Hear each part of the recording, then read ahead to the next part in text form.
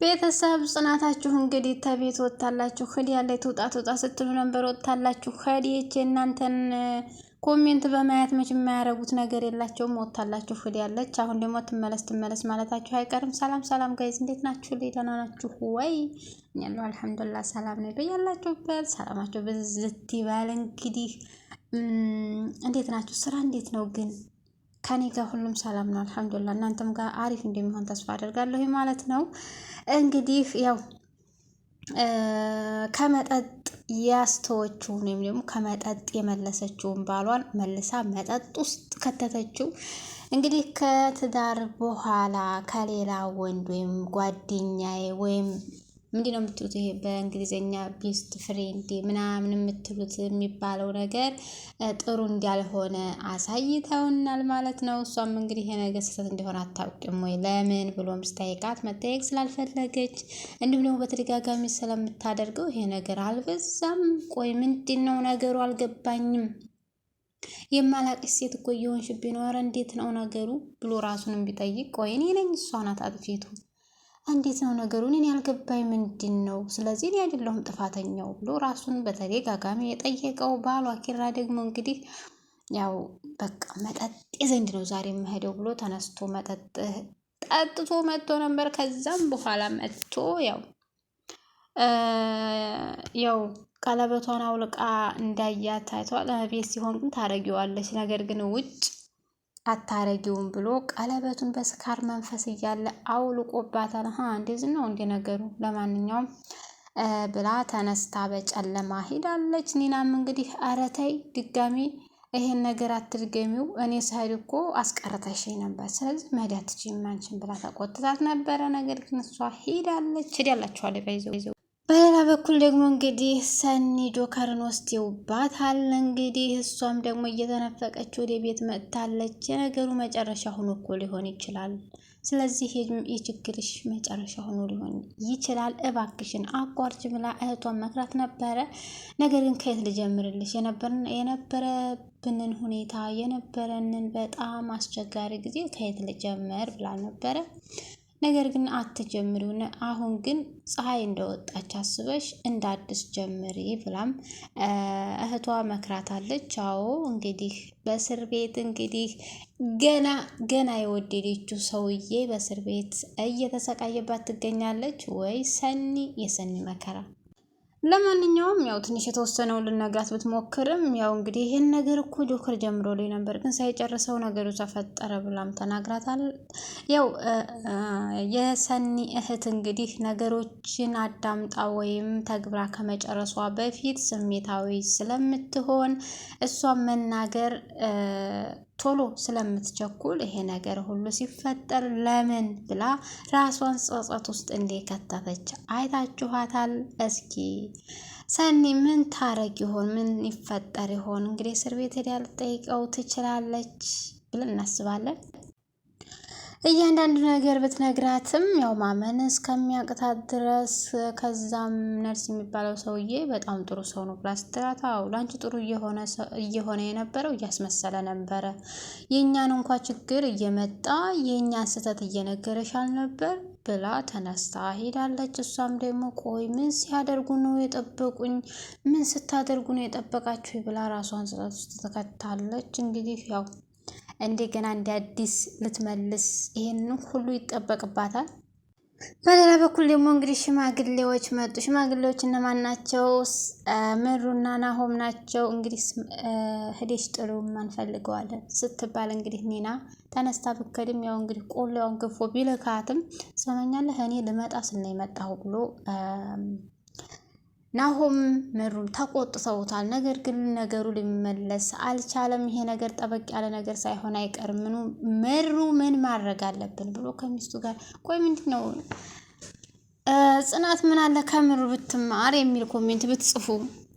በነገራችን ላይ ጽናት ግን ኪያን አለ ነገር አልጠላቻትም። ምክንያቱም ህጅና ወንድሜ እንደዚህ በዩ ህጅና ወንድሜ እንደዚህ በዩ ስትላት በተደጋጋሚ እናያለን። ዛሬም ደግሞ በሌላ ጉዳይ የትናንትናው ቀጠሯችን ለዛሬ እድል ተሰጥቶናልና ስራ ብዬ ነው እድሉን ለመጠቀም ያው ልንገርህ ብዬ ነው የመጣሁት ትልና አጋጣሚውን ትጠቀምና ሀና ቤት ትመጣለች።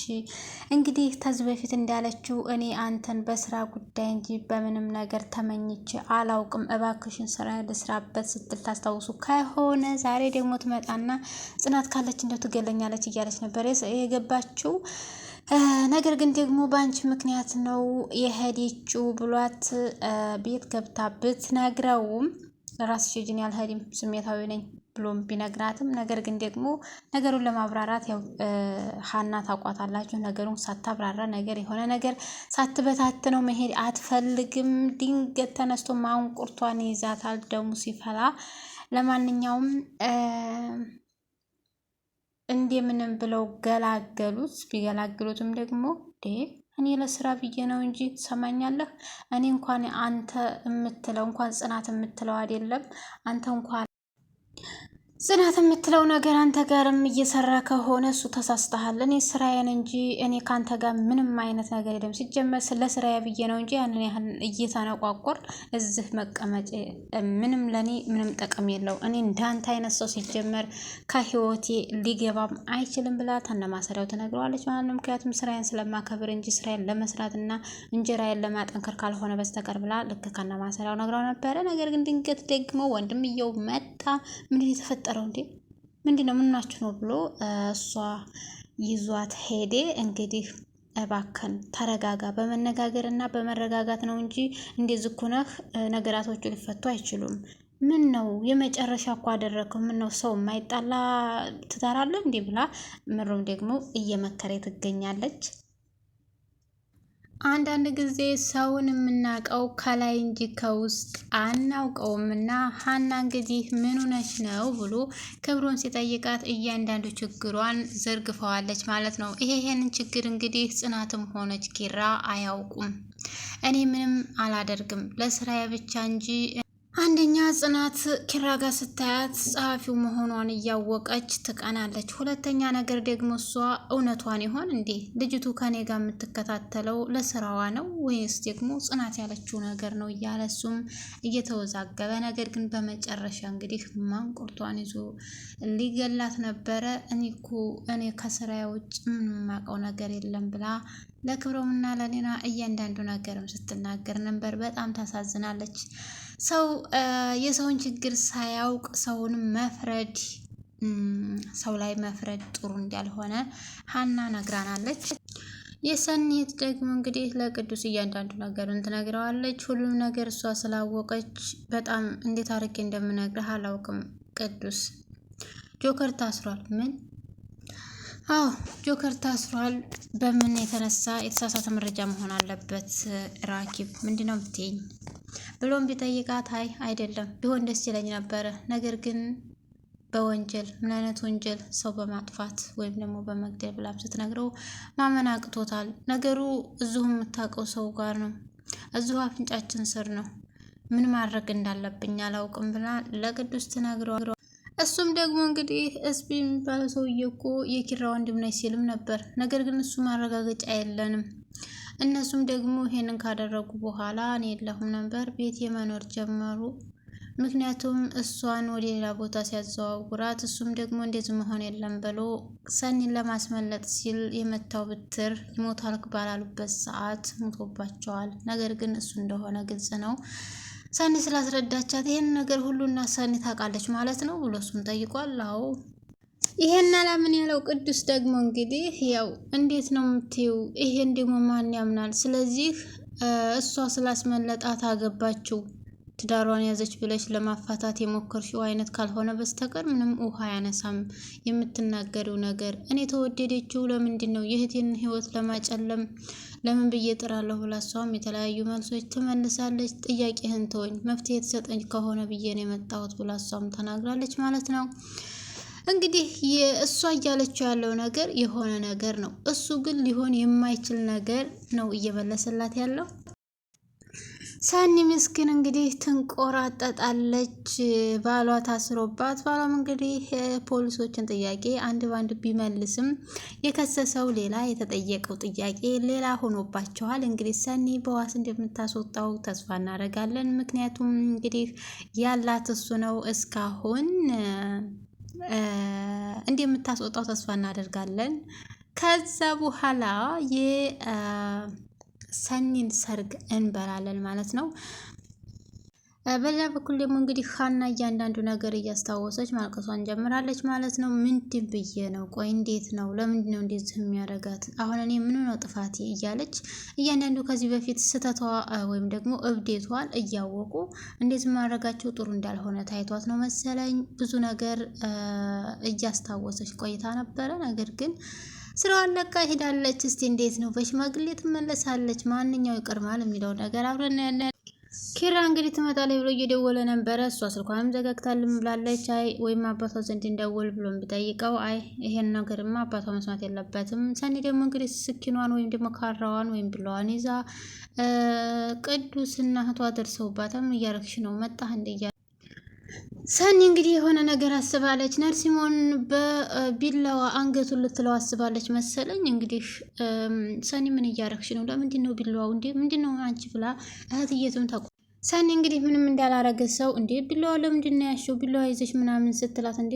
እኔ እኮ ምግብ እየሰራሁኝ ስልኬን ላመጣ ይዤው መጥቼው ነበረ እንደ አጋጣሚ መጣችሁ ብላ እንግዲህ አረሳስታ ተነግራታለች። እንዴ እኔ እኮ ቢላዋ ስጂ እኮ ምን ለማድረግ አስበሽ ነው ብዬ ደንግጫ ነው ምናምን ስትላት እንዴ አሁን እኮ ሁሉም ነገር ታውቋል፣ ሁሉም ነገር መፍትሄ እያበጀ ነው ብላ ታረጋጋታለች። ግን ይዛው የመጣችው ለሌላ ነገር ነበር። ራኪብ አንዳንድ ነገር የነገረች ትመስላለህ፣ ልጠይቀኝ የመጣህ ትመስላለህ ብላም ሰኒ ብትናገርም ለምንድን ነው እስከዛሬ ይሄን ነገር ያልተናገርሽው?